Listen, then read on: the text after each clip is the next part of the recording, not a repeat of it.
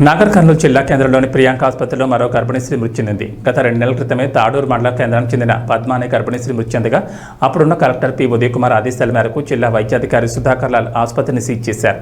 అనంతరం గత 15 రోజుల క్రితమే ఆసుపత్రిని తిరిగి ఓపెన్ చేయగా జిల్లా కేంద్రానికి చెందిన కావ్య 24 సంవత్సరాలు అనే గర్భిణీ స్త్రీకి పురుటినొప్పులు వస్తున్నాయని కుటుంబ సభ్యురాలు ప్రియాంక ఆసుపత్రికి తీసుకెళ్లారు. ఆసుపత్రికి వెళ్లిన కావ్యకు 4-5 గంటల అనంతరం సిజేరియన్ చేసి బిడ్డను తీశారు.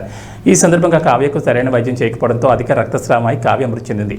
మృతి చెందిన కావ్యకు ఫిట్స్ వచ్చిందని వెంటనే హైదరాబాద్ యశోద ఆసుపత్రికి తరలించాలని తమ తప్పులను కప్పించుకోవడానికి డాక్టర్ ప్రియాంక బంధువులకు తెలపగా బంధువులు డాక్టర్ ప్రియాంకను నమ్మి వెంటనే హైదరాబాద్లోని యశోద ఆసుపత్రికి వెళ్ళగా అక్కడ డాక్టర్లు పేషెంట్ని చూసి పేషెంట్ మృతి చెందిందని చాలా గంటలు అవుతుందని తెలపడంతో బంధువులు పోరుని ఏడుస్తూ తిరిగి నాగర్ కర్నూలు చేరుకుని ప్రియాంక ఆసుపత్రి ముందు బంధువులతో కలిసి ధర్నాకు దిగారు. ఈ సందర్భంగా బాధిత కుటుంబానికి అండగా పార్టీలకు అతీతంగా వివిధ పార్టీల నాయకులు మద్దతు తెలిపి మృతురాల కుటుంబానికి న్యాయం చేయాలని డిమాండ్ చేస్తూ డాక్టర్ ప్రియాంకపై చర్యలు తీసుకోవాలని ఎమ్మెల్యే డాక్టర్ రాజేష్ రెడ్డిని కలిసి వారి గోడును వినిపించారు. ఇదంతా తెలుసుకున్న ఎమ్మెల్యే వెంటనే స్పందించి ఆసుపత్రిలో వైద్యురాలు ప్రియాంక నిర్లక్ష్యం వల్ల కావ్య అనే గర్భిణీ స్త్రీ మృతి చెందిందని వెంటనే వారిపై తగిన చర్యలు తీసుకోవాలని కలెక్టర్కు, జిల్లా వైద్యాధికారి రాజలక్ష్మికి, అదేవిధంగా ఎస్పీ గైక్వాడ్ వైభవ్ రఘునాథన్కు ఫోన్ చేసి తెలిపారు. ఈ సందర్భంగా ఎమ్మెల్యే రాజేష్ రెడ్డి కావ్య కుటుంబ సభ్యులను పరామర్శించి వారికి మనోధైర్యాన్ని కల్పించి భరోసానిచ్చారు. ఇట్లాంటి చేసి వీళ్ళు ఇది ఒక్కటే కాదు, వేరే రకంగా కూడా వాళ్ళను హింసకు గురి చేస్తున్నారు. 10,000 రూపాయల బిల్లు అయితే వాళ్ళను దానికి ఏం చేస్తారు, దాదాపు 40,000 50,000 బిల్లు చేసి వాళ్ళని హింసకు గురి చేస్తున్నారు. కొన్ని వర్గాల సపోర్ట్ కూడా ఉన్నాయి వీళ్ళకి. ఇక్కడ లోకల్గా స్థానికంగా కొన్ని వర్గాలు వీళ్ళకి సపోర్ట్ చేస్తున్నారు. ఆ వర్గాలు ఇంటర్నల్గా కాంప్రమైజ్ చేయడానికి ప్రతిసారి ప్రయత్నిస్తున్నారు. ఏమన్నంటే దాంట్లో వాళ్ళ ఒక టీము దింపి కాంప్రమైజ్ చేసి, లేకపోతే ఎవరైనా బలంగా మాట్లాడిన వ్యక్తుల మీద వేరే రకమైన కేసులు పెట్టించి వాళ్ళ మీద హింసకు గురి చేసి వాళ్ళ మీద వేరే రకమైన అనేక బాధిత కేసులు చేస్తున్నారు. ఆ వర్గాల బలంగా సపోర్ట్ ఉంది. వాళ్ళు తీసుకొచ్చి ఎక్కడో ఉన్న వ్యక్తులను ఇక్కడ హాస్పిటల్ కట్టించి ఇక్కడ హాస్పిటల్లో ఉంచుతున్నారు.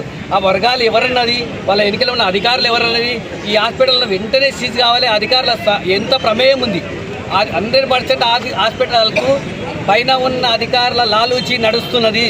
వీళ్ళు చేయడం వల్లనే ఇది నడుస్తుంది. అదేవిధంగా వీళ్ళకు సహాయంగా ఉన్న వ్యక్తులు ఎవరెవరు కూడా ఈ కావ్య వాళ్ళకు బిడ్డకు న్యాయం, కుటుంబానికి న్యాయం జరగాలి.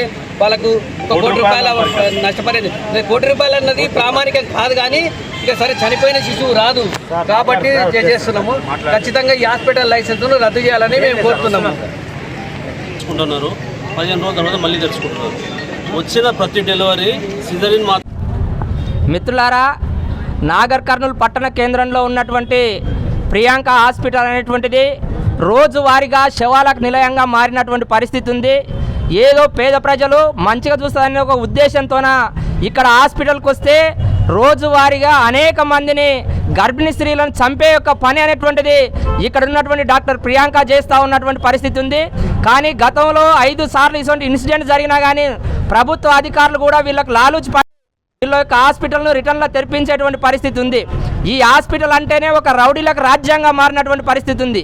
ఏ పేదవాడు లేకపోతే ఏ సామాన్యుడు వచ్చి ఇటువంటి ఘటన ఎందుకు జరుగుతుంది అనేటువంటిది అడుగుతూ ఉంటే ఇక్కడ కావాలని చెప్పేసి కొంతమంది రౌడీ మూకల్ని ఈ యొక్క డాక్టర్ ప్రియాంక, అతని భర్త అయినటువంటి సునీల్ ఇద్దరు కూడా పెట్టుకొని ఆ రౌడీ మూకలతోన సామాన్య ప్రజానికం పైన కూడా దాడి చేసేటువంటి పరిస్థితి ఈ హాస్పిటల్లో ఉంది. రెండో అంశంగా మనం ఆలోచన చేస్తే ఇక్కడ ఉన్నటువంటి హాస్పిటల్లో మనుషుల యొక్క ఆరోగ్యం కానీ వచ్చినటువంటి పేషెంట్ల యొక్క ఆరోగ్యాన్ని ముందుగా అడగదు. నీతోన ఎన్ని డబ్బులు ఉన్నాయి, మేము పెట్టేటువంటి డబ్బులు, మాకు కావాల్సిన డబ్బులు మీరు ఇచ్చేటువంటి శక్తి మీకు ఉందా లేదా అనేటువంటిది కూడా ఈమె చూసేటువంటి పరిస్థితి ఉంది. రెండో అంశం, డబ్బులు కూడా లేకపోతే వాళ్ళ యొక్క ఫేస్ చూసే ఆమె అనుమాతం కూడా ఆపరేషన్ చేయకుండా బయటికి గంటేపించేటువంటి పరిస్థితి ఉంది. ఇక్కడ రౌడీ మూకలకు రాజ్యం అవుతా ఉంది. అతని యొక్క భర్త సునీల్ అనేటువంటి వ్యక్తి ఎప్పుడు కూడా నిరంతరం మద్యం సేవిస్తూ ఎవడైనా ఇట్లా క్వశ్చన్ చేస్తే వాళ్ళ పైన డైరెక్ట్ దాడి చేసేటువంటి పనే అక్కడ ప్రియాంక యొక్క భర్త పెట్టుకున్నటువంటి పరిస్థితి కూడా ఈ పట్టణంలో గుర్తు చేస్తూ ఉన్నాం. గత 2 నెలల కిందనే సామాన్య దళిత బిడ్డ గర్భిణి ఇక్కడికి డెలివరీ కోసానికి వస్తే నర్సుతోనే ట్రీట్మెంట్ చేయించి ఆమెను అనుమాతం పొట్టన పెట్టుకున్నటువంటి పరిస్థితి ఈ హాస్పిటల్లో ఉంది.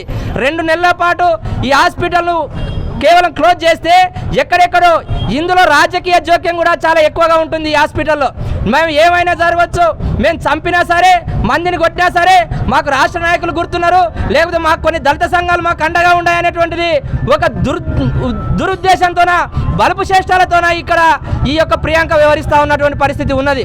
అందుకోసానికి అని చెప్పేసి గతంలో 2 నెలల కింద ఈ యొక్క హాస్పిటల్లో ఒక గర్భిణీ స్త్రీ సరిపోతే ఈ యొక్క హాస్పిటల్ క్లోజ్ చేశామని చెప్పేసి తాత్కాలికంగా పెట్టారు. బయటి వైపు మొత్తం లాక్ చేసి మళ్ళీ లోపల వైపు కూడా యథావిధిగా సిజరీన్లు చేసినటువంటి పరిస్థితి కూడా ఈ హాస్పిటల్లో కనిపిస్తూ ఉంది. ఇక్కడ ఉన్నటువంటి అధికారులను కానీ ఇక్కడ ఉన్నటువంటి వైద్య అధికారులని మేము ఒకటే డిమాండ్ చేస్తూ ఉన్నాం. ఏంటంటే గతంలో ఈ యొక్క హాస్పిటల్లో ఒక గర్భిణీ స్త్రీ చనిపోతే ఈ హాస్పిటల్ పైన మీరు ఏ రకమైన చర్యలు తీసుకున్నారు?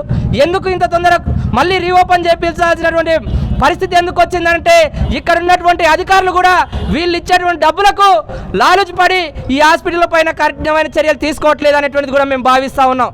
అందుకోసానికనే ఈ సందర్భంగా మేము డిమాండ్ చేస్తూ ఉన్నాం, ఏదైతే కావ్య మృత్యు అనేటువంటిది ఈ యావత్ సమాజం కూడా తలదించుకోవాల్సినటువంటిది.